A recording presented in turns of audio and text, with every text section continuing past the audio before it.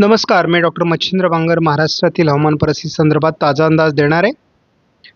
आपण बघतो की WD-1 पुढे निघून गेलाय आणि नव्याने WD अफगाणिस्तान मार्गे उत्तर भारतात येण्याची शक्यता आहे. बंगालच्या उपसागराच्या दक्षिणेला एक कमी दाबाचं क्षेत्र आहे. सध्या भारतातील पावसाचा प्रभाव कमी झालेला आहे. साधारण 9 तारखेपर्यंत हा प्रभाव कमी राहण्याचा अंदाज आपण यापूर्वीच्या अनेक व्हिडिओमध्ये दिलेला आहे. आपण प्रत्येक दिवसाच्या व्हिडिओमध्ये मॅक्झिमम टेम्परेचर म्हणजे IMDचं JFS 10 days maximum temperature forecast मॉडेलनुसार आपण साधारणपणे अंदाज देत असतो. सध्या उष्णतामान जरी संयमित असलं तरी देखील महाराष्ट्राच्या दक्षिणेकडून आणि दक्षिण भारतामध्ये उष्णतामान वाढू लागलेलं आहे. आपण यामध्ये कसा बदल होतोय हे बघतो. साधारण 8 तारखेपासूनच हा बदल व्हायला लागेल. 9 तारखेला पण बघतो संपूर्ण महाराष्ट्रामध्ये तापमान वाढू लागेल. प्रत्येक दिवशी त्यामध्ये वाढ होत जाईल. आपण 11, 12, 13 तारखेला बघतो. 14 तारखेला आपल्याला पहिल्यांदा 40° तापमान दिसतंय आणि 15 तारखेला देखील 40° तापमान काही ठिकाणी महाराष्ट्रात राहणार आहे. संपूर्ण भारताचा विचार करता महाराष्ट्रामध्ये सर्वात अधिक तापमान राहणार आहे ही बाब महत्त्वाची आहे. कारण केरळ, तामिळनाडूमध्ये पावसाचं अनुकूल वातावरण तयार झाल्यामुळे राज्यांच्या आजूबाजूने थंडीचा प्रभाव राहतोय. इकडे बंगालचा उपसागराचा किनारपट्टी आणि अरबी समुद्राची किनारपट्टी या ठिकाणी थोडा गारवा आहे किंवा तापमान नियंत्रित आहे. उत्तर भारतात WD-मुळे तापमान नियंत्रित आहे, परंतु महाराष्ट्रामध्ये आपल्याला सर्वाधिक सुरुवातीपासूनच तापमान वाढताना दिसतंय. याचं मुख्य कारण असं आहे की महाराष्ट्रामध्ये जवळपास 2.5 महिने पाऊसच झालेला नाही. केवळ बंगालच्या उपसागराच्या दक्षिणेला एक चक्राकार स्थिती सध्या अस्तित्वात आहे. आपण जसं पुढे पुढे जाऊ 7 तारखेला ही चक्राकार स्थिती असली तरी ती बंगालच्या उपसागरातून खूप दूरवर दक्षिणेला आहे. म्हणजे 9 तारखेपर्यंत ही उडीप राहण्याची शक्यता आहे. मात्र 10 तारखेला उत्तर भारतात एक हलक्या WDचा प्रभाव सुरू होईल आणि बंगालच्या उपसागराच्या म्हणजे खास करून अंदमान निकोबार बेटांच्या दरम्यान पावसाळी परिस्थिती देखील 10 तारखेपासून निर्माण होईल. मग आपण यामध्ये कशी वाढ होत जाते ते बघतो. आपण श्रीलंकेपर्यंत म्हणजे अंदमान निकोबार बेटांपासून जवळपास तामिळनाडूपर्यंत जो अरबी समुद्राचा भाग येतो, जो बंगालच्या उपसागराचा भाग येतो, त्या ठिकाणी ही कमी दाबाची शक्यता वाढते किंवा चक्राकार स्थिती वाढते आहे. उत्तर भारतात हलका WD सक्रिय होतो आहे. त्यामुळे साधारणपणे आपण असं बघतो की केरळ, तामिळनाडूमध्ये त्यामुळे 11-12 तारखेला पावसाळी परिस्थिती निर्माण होऊ शकते.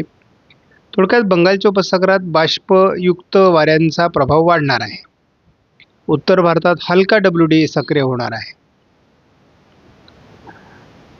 आणि याचं अस्तित्व 13 तारखेलाही असणार आहे. दक्षिण भारतातही असणार आहे आणि उत्तर भारतातही असणार आहे. साधारणपणे आपण असं बघतो 14 तारखेलाही हे वातावरण राहील, परंतु मध्य भारतावर या मॉडेलने पाऊस दाखवलेला नाही. आपण 15 तारखेपर्यंत आपला अंदाज पोहोचतोय. उत्तर भारतात WD सक्रिय राहणार आहे. दक्षिण भारतात फारसं वातावरण नाही.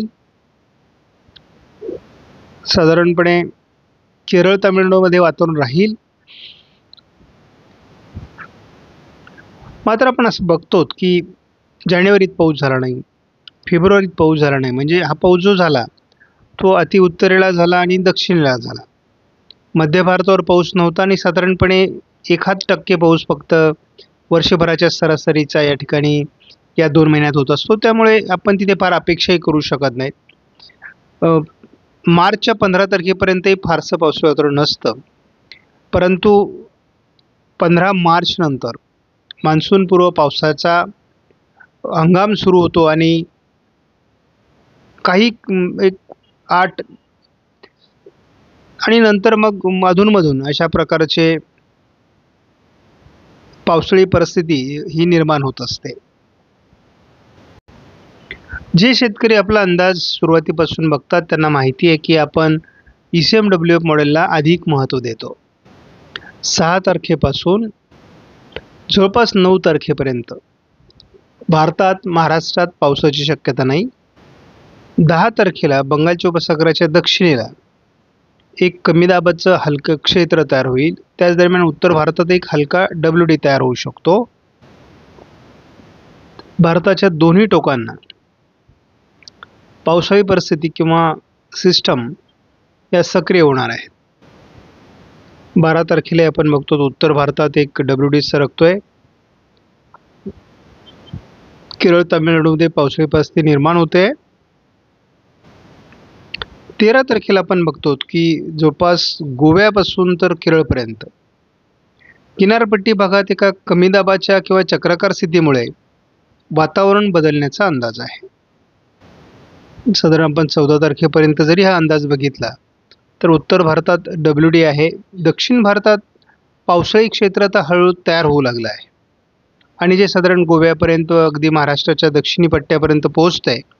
त्यामुळे आता अवकाळी पावसाला किंवा त्यामुळे आता मान्सूनपूर्व पावसास अनुकूल वातावरण हळूहळू तयार व्हायला सुरुवात होईल. कारण आता एक बंगालच्या उपसागरातील कमी दाब हा अगदी गोव्यापर्यंत पोहोचला. त्यानंतर पुन्हा एक नव्याने कमी दाब तयार होतोय. म्हणजे ही एक शृंखला आता तयार होऊ लागली आहे. आपण 15 तारखेला बघतो की महाराष्ट्रामध्ये वातावरण बदलणार आहे. कारण उत्तर भारतात WD प्रभावी होत आहेत, दक्षिण भारतात वातावरण बदलतंय. तर हे अपेक्षित आहे. कारण साधारण 15 मार्चपर्यंत जरी पावसाळी वातावरण कमी राहिलं त्यानंतर मात्र परिस्थिती बदलणार आहे. या मॉडेलच्या माध्यमातून साधारणपणे महाराष्ट्रामध्ये पावसाळी परिस्थिती निर्माण होऊ शकते, ढगाळ परिस्थिती निर्माण होऊ शकते असा अंदाज 15 तारखेनंतर आपल्याला यायला सुरुवात होईल. आपण सुरुवातीलाच सांगितलेलं आहे की जवळपास 10 तारखेपर्यंत तरी महाराष्ट्रात पावसाची शक्यता नाही. त्यामुळे आपण 10 तारखेपासून पुढेच पावसाचा अंदाज बघणार आहोत. साधारण पाऊस येण्याकरता अगोदर हवेचा दाब कमी व्हावा लागतो आणि साधारणपणे बंगालच्या उपसागराच्या किनारपट्टी भागात किंवा अरबी समुद्रात जसे कमी दाबाचे क्षेत्र तयार होतील तसं महाराष्ट्रातील वातावरण बदलणार आहे. मात्र आपण साधारण बघतो की 11-12 तारखेला जरी पावसाळी वातावरण तयार झालं नाही तरी देखील वातावरणात एक दमटपणा किंवा ढगाळ परिस्थिती ही निर्माण व्हायला सुरुवात होणार आहे. कोणताही बदल एकदम होत नाही, त्या एका सिस्टमने तो बदल होत असतो.